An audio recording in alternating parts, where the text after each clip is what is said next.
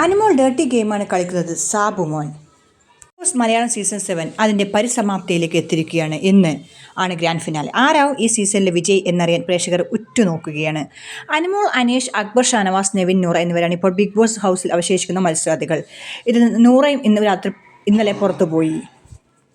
അനീഷ്, അനുമോൾ എന്നിവർക്കാണ് നിലവിൽ ഏറ്റവും കൂടുതൽ വിജയസാധ്യത എന്നാണ് ഓൺലൈൻ പോളുകൾ സൂചിപ്പിക്കുന്നത്. അതിൽ തന്നെ അനുമോളുടെ ജയം ഉറപ്പിച്ച മട്ടാണ് മിക്ക പോളുകളും. വലിയ രീതിയിൽ PR ഉള്ള മത്സരാർത്ഥികളിൽ ഒരാളാണ് അനുമോൾ.